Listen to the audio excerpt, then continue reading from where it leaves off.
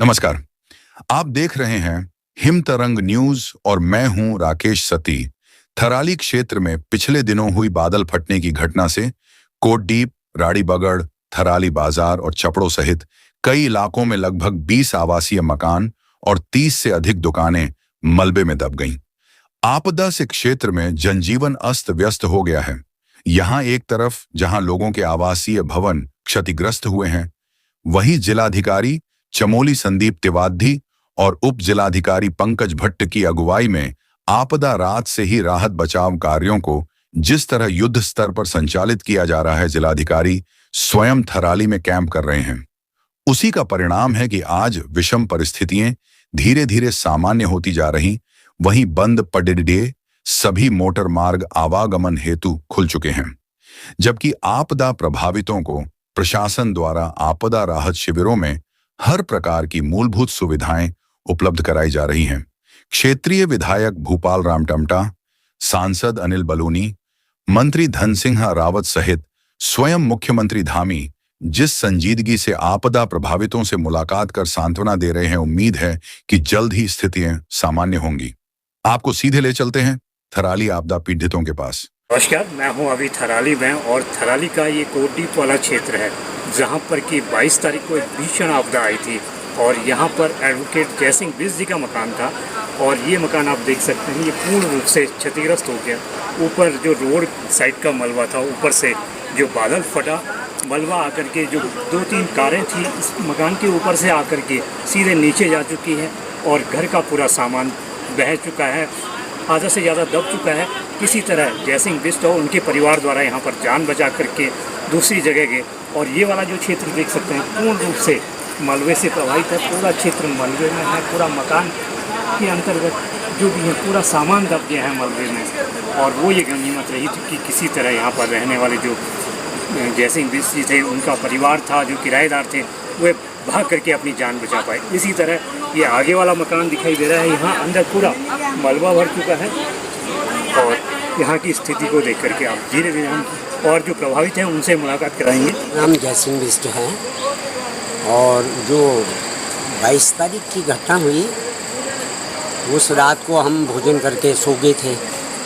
ठीक मूसलाधार बारिश चल रही थी और इस बीच में हमारी पत्नी ने हमको जगा दिया 12:15 को कि खड़े उठो, बाहर ज़बरदस्त बारिश हो रही है। तो जैसे हम उठे तो 5 मिनट हम बैठे थे, तब तक मेरे मकान के सीधे ऊपर से फ्लैट से गाड़ियाँ आ गई। जैसे ही बड़ी आवाज़ हुई फिर हम वहाँ से नीचे जंप मार दिया, भाग गए।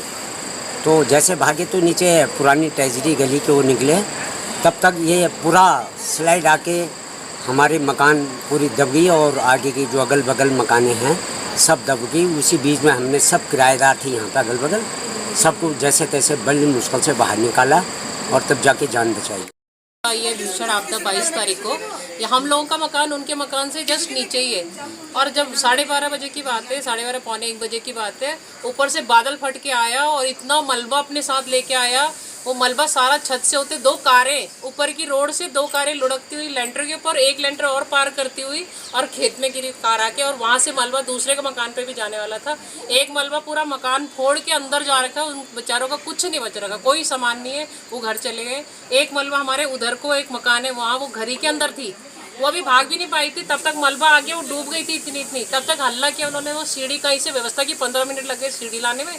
सीढ़ी एक मकान से दूसरे मकान तक उसको ला पाते, तब तक दूसरा मलबा आ गया, वो रेलिंग में लटक गई, बाल बची, मतलब मरते मरते बची हो। फिर उसको किसी तरह से रेस्क्यू किया गया, वहीं के लोगों ने, लोकल लोगों ने उसको पकड़ा और वहाँ से निकाल के वो लोग सब सुरक्षित जगह पे चले गए। अभी मुख्यमंत्री आए थे, मुख्यमंत्री जी आए थे, मुख्यमंत्री जी ने देखा वहाँ पे। मुख्यमंत्री जी ने आश्वासन दे रखा है कि अभी जो शासन प्रशासन डीएम है, एसडीएम है, उनसे हम बात करने के लिए बोल रखा है और वो लोग करेंगे जो भी इस स्तर पे हो पाएगा, उन्होंने आश्वासन दे रखा है और मुख्यमंत्री जी चले गए फिर। अच्छा, प्रशासन की ओर से अभी आपको जो फौरी राहत तौर पे क्या वो व्यवस्था? यहाँ तो कोई राहत नहीं है भैया, बिजली चली गई, पानी चला गया।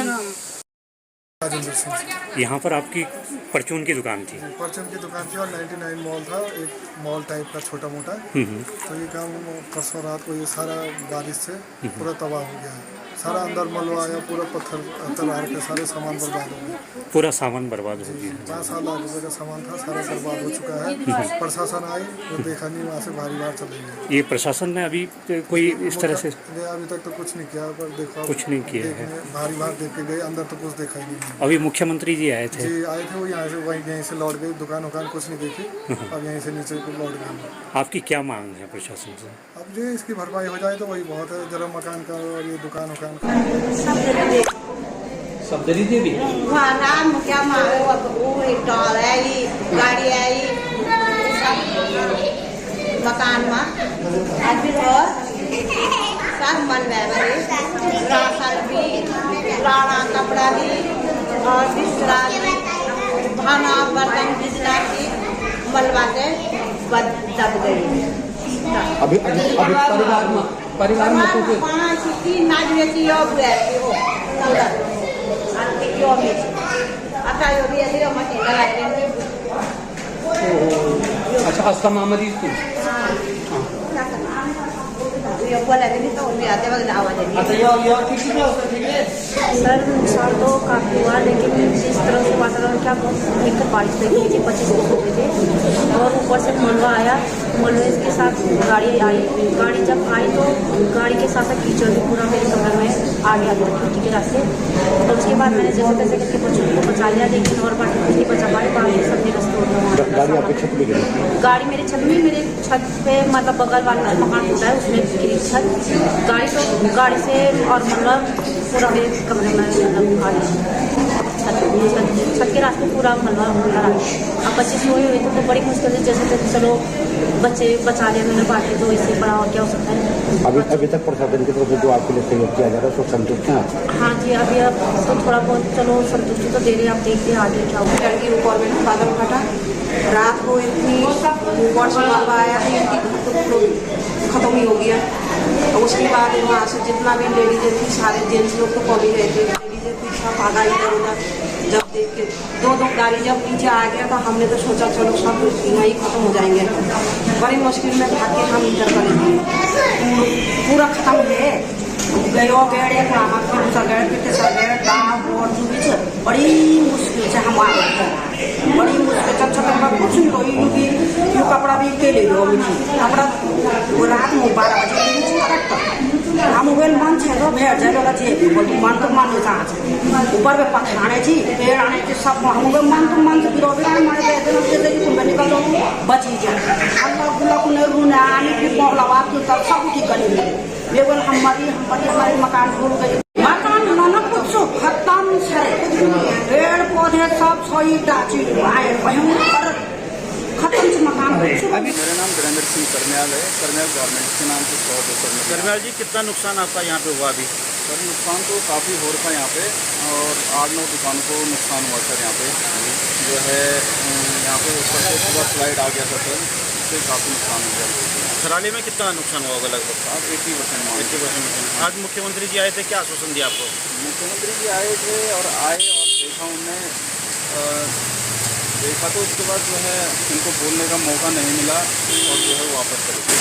निवासी हूँ और जो ये दिनांक 22 तारीख को जो रात को जो बादल फटा था उस दौरान लगभग रात्रि 12 बजे ये बादल फटा था और इस क्षेत्र में लगभग 6 पड़ों से लेकर के थराली में कम से कम 6 या 7 जगह ये बादल फटा और जिसके कारण भारी यहाँ पर जो है आम जनमानस जो है वो जो उनकी मकानें यहाँ पर क्षतिग्रस्त हुई है और 2 कैजुअल्टियाँ भी हुई हैं जिनमें से एक को रिकवर कर लिया गया है, लेकिन अभी एक जो है रिकवर अभी नहीं हो पाए हैं। शासन के द्वारा इनके द्वारा प्रयास किया जा रहा है और उसके अतिरिक्त आज यहाँ पर जो है मुख्यमंत्री जी का भ्रमण था, उन्होंने आपदाग्रस्त क्षेत्रों का भ्रमण किया है और उन्होंने यहाँ पर सभी जो आपदा ग्रसित लोग हैं उन्हें भी आश्वासन दिया है कि जो भी सरकार की तरफ से जो मुआवजा उचित होगा वो दिया जाएगा। और उसके अलावा यहाँ पर आपदा राहत केंद्र भी कुलसारी में खोला गया है, उसमें भी काफ़ी लोग यहाँ पर कम से कम 50-60 लोग यहाँ से गए हैं थराली से रात्रि शिविर के लिए और वहाँ पर खाने पीने की व्यवस्था की गई है। और शासन और प्रशासन पूर्ण तौर से लगा हुआ है, ऐसा नहीं है कि नहीं कर रहे हैं। सभी लोग और क्षेत्रीय जनता भी यहाँ पर सभी का जो है साथ दे रही है, रात दिन एक साथ में सभी का यहाँ पर सहयोग मिल रहा है। और मेरा पुनः सरकार से निवेदन है कि जो भी लोग आपदाग्रस्त क्षति जिन्हें पहुंची हैं वो तत्काल उन्हें मुआवजा प्रदान